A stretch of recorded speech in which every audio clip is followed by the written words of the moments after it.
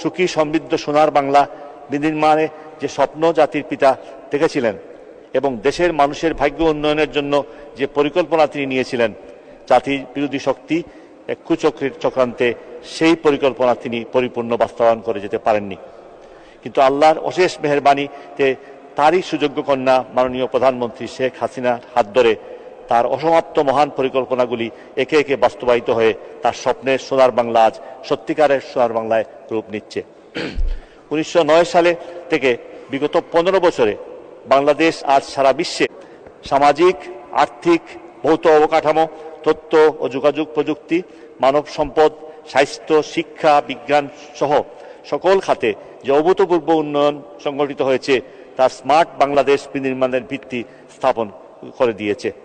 নিজস্ব অর্থায়নে পদ্মা সেতু নির্মাণ, কর্ণফুলী তলদেশ দিয়ে দেশের প্রথম সুড়ঙ্গ পথ বঙ্গবন্ধু শেখ মুজিবুর রহমান টানেল নির্মাণ, গণপরিবহনের মেট্রো রেলের সফল সংযোজন, রূপপুর পারমাণবিক বিদ্যুৎ কেন্দ্র স্থাপন, বঙ্গবন্ধু স্যাটেলাইট নিক্ষেপ বিশ্বের দরবারে বাংলাদেশকে এনে দিয়েছে নতুন মর্যাদা।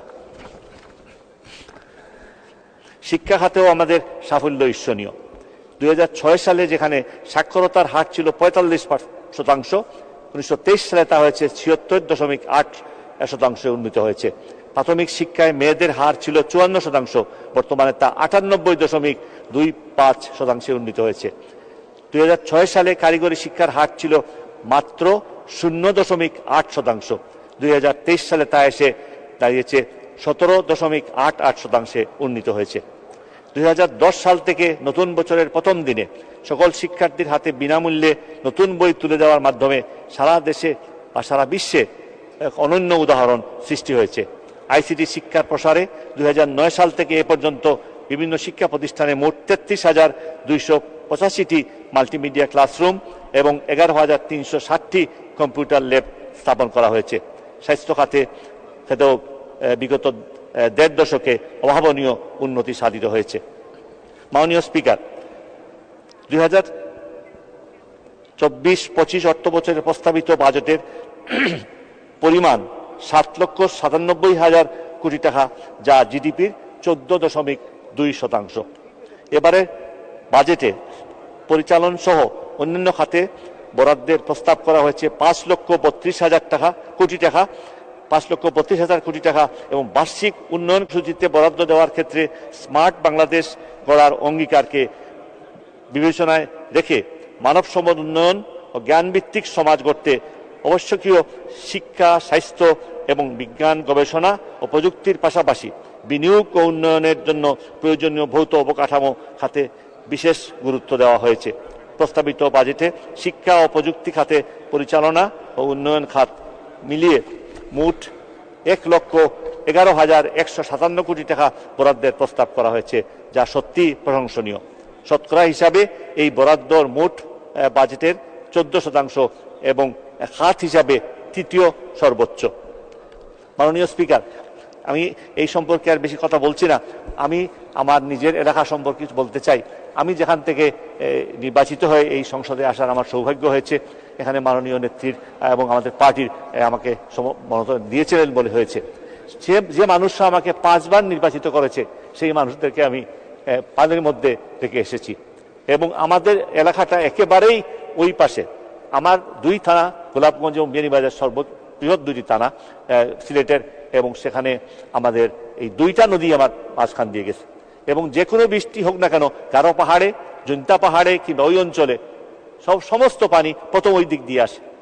এইবার 27 তারিখে রাত্রেবেলা আমি আসছি, যখন ট্রেন বন্ধ হয়ে গেছে আমি বাসে আসছি, এসেই এখানে শুনলাম রাত্রেবেলা এমন শিলা বৃষ্টি হয়েছে যা পরের দিন ওজন করে গিয়েও 1.5 কেজি ওজনের পাওয়া গেছে এবং 7টা ইউনিয়নে একটা ঘরও, টিনের ঘর ঠিক থাকা নেই, সব খানা ঝাঁঝরা হয়ে গেছে। এর 2 দিন আমি সঙ্গে সঙ্গে আবার চলে গেছি। 2 দিন পরে আবার আসছি, শুরু হয়েছে, শুরু করে দিয়ে পরের দিন আমি আবার গেছি। সেখানে গিয়ে দেখছি আবার পানি এসে গেছে, বেশি না কিন্তু পানি এসে গেছে। বৃষ্টি হলেই পানি এসে যায়, যার ফলে আমাদের এখানকার মানুষের একটা চরম দুর্ভাগ্য যে আমরা অনেক সুন্দর বা অনেক আমরা প্রাকৃতিক সম্পদে সমৃদ্ধ, কিন্তু আমাদের এই যে পানির সমস্যা, বৃষ্টির সমস্যা, এগুলোর ফলে বন্যা আমাদেরকে ছাড়েনি। এখন আমাদের মানুষ অনেকে এখন ঘরে থাকতে পারতেছেন না। আমরা বিভিন্ন এলাকায় ক্যাম্প স্থাপন করে বিভিন্ন স্কুলে, বিভিন্ন মাদ্রাসায়, বিভিন্ন কলেজে আমরা সবাইকে উঠাইয়া নিয়ে আসতেছি।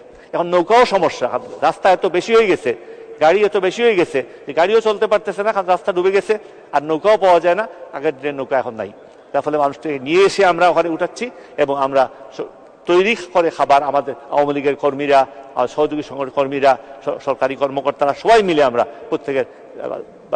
প্রত্যেকের ক্যাম্পে গিয়ে গিয়ে আমরা রান্না খাবার দিয়ে আসছি। যার ফলে এই খাওয়া নিয়ে বা আশা নিয়ে, যত্ন নিয়ে, মানে এই কষ্টের মধ্যেও মোটামুটি আমরা বলতে পারি যে এটা খারাপ না, ভালোই করতে আমি পারছি। কিন্তু সমস্যা হচ্ছে এই যে প্রতি বছর আমাদের এই বন্যা হচ্ছে, পানি হচ্ছে, তার একটা বড় কারণ হলো আমাদের যে বড় বড় নদী, দুইটা কথা বললাম, সুরমা, কুশিয়ারা, এগুলো ভরে গেছে। শীতকালে সুরমা নদীতে হেঁটে পাড়ি দেওয়া যায়, এটা খোদাই করলে পরে বা খনন করলে পরে আবার এসে পরের বার ভরে যায়। আমাদের সবচেয়ে বড় নদী হচ্ছে কুশিয়ারা নদী, এবং সেইটা সবটাই বিয়ানীবাজার পুরা ধরে গেছে, গোলাপগঞ্জ পুরা ধরে গেছে, এবং তার দুই পারের যে ভাঙ্গন, গ্রামের পর গ্রাম, স্কুল, মাদ্রাসা, মসজিদ এবং মানুষের বাড়ি, দোকানপাট, মানুষ গৃহহারা হচ্ছে। আমরা অনেক চেষ্টা করে অনেকগুলো জায়গায় কিছুটা কাজ করেছি, কিন্তু স্থায়ীভাবে করা খুবই কঠিন কাজ, এটা আমি নিজেও বুঝি। এইবার তো আরো বেশি মানুষ ভীত, এইবার সব ভেঙে নিয়ে যাবে, সেই বাড়িঘর ভেঙে যাচ্ছে এবং সেই নদী, এটা সমস্যা। আমাদের আগে হাওর ছিল প্রচুর, এখনো আছে হাওর নামে, কিন্তু হাওর যে অনেকগুলো বিল থাকতো, একটা হাওরের 10টা 15টা 20টা, বড় হাওরে তো 50 60 70 100টা বিল, সেগুলো সব শুকায় সমান হয়ে গেছে। এই পানি কোথায় যাবে? আজকাল মানুষও পুকুর বাড়াই দিচ্ছে এবং সেই পুকুরে মানুষ ঘর বানাচ্ছে, দোকান বানাচ্ছে, আমরাও রাস্তা বানাচ্ছি। এইসবের ফলে যে পানি আগে আসতো সেই পানিও যদি আসে, সেই পানির তো এই নদীতেও থাকার জায়গা নাই, খালেও জায়গা নেই। আর এখন সেই খালগুলো মানুষ দখল করে ফেলছে। ঢাকা দক্ষিণ নামে একটা জায়গা আছে, শ্রী চৈতন্যদেবের জন্মস্থান, সেই জায়গাটায় আমাদের পানি বুক পানি হয়ে গেছে এইবার। চারিদিকে পাহাড় ঘেরা, পাহাড়ের সমস্ত পানি এখানে এসে সেটা আমাদের ডুবাই ফেলছে, এইভাবে উঁচু জায়গা পর্যন্ত নিচে চলে যাচ্ছে। তাই নদী ভাঙ্গন, নদী ও খাল খনন, বেড়ি বাঁধ ভেঙে চলে আসছে, এই বিষয়গুলো খুবই গুরুত্বপূর্ণ। অন্যদিকে আমাদের ঢাকা সিলেট রুটটা এত বছর ধরে আমরা অপেক্ষায় আছি, এখনো সেই সড়কটা 6 লেনের হয় নাই, এবং আগের চেয়ে অনেক বেশি সময় লাগে, অনেক ভিড় হয়, অনেক অ্যাক্সিডেন্ট হয়। সেই রাস্তাটা দ্রুতই করা দরকার। আমাদের নতুন করে স্থলবন্দর শেওলা, মাননীয় সদস্য 2 মিনিট বলুন। ধন্যবাদ মাননীয় স্পিকার। আমাদের শেওলা, বিয়ানীবাজারের শেওলা স্থলবন্দর নতুন করে আবার গড়ে তোলা হয়েছে। সেদিক থেকে ভারী পাথর আসে, কিছু মেশিনে ভাঙ্গা চিকন চিকন পাথর, বিশাল বিশাল সব ট্রাক, আর আসে আমাদের আস্তে আস্তে বড় বড় পাথর, সেই সঙ্গে কয়লা, অন্যান্য জিনিস আছে।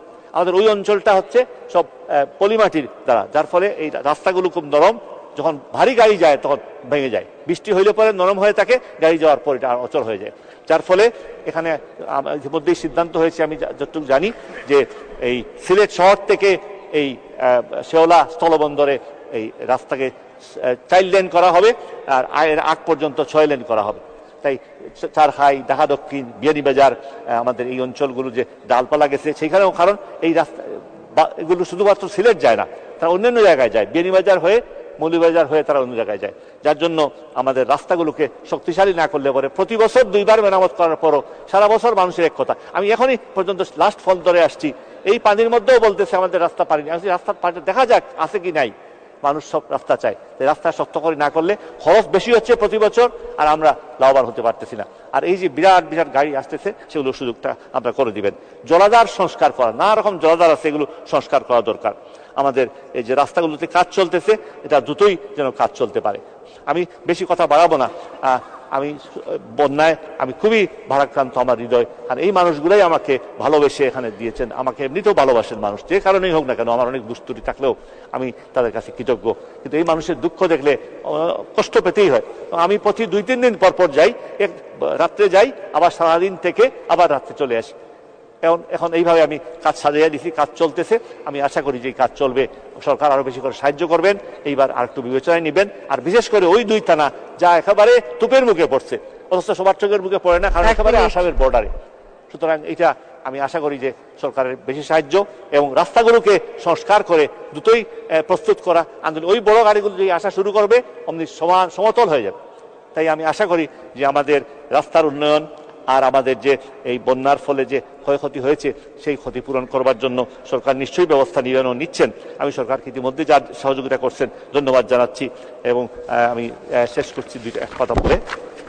মাননীয় স্পিকার, একটি সুখী সমৃদ্ধ উন্নত স্মার্ট রাষ্ট্র বিনির্মাণে অগ্রযাত্রাকে সমুন্নত রাখতে মাননীয় অর্থমন্ত্রী আসন্ন 2024-25 অর্থ বছরের জন্য একটি স্মার্ট বাজেটই প্রণয়ন করেছেন এবং এই বাস্তবায়নের সক্ষমতা ও আমাদের সরকারের রয়েছে বলে আমি মনে করি।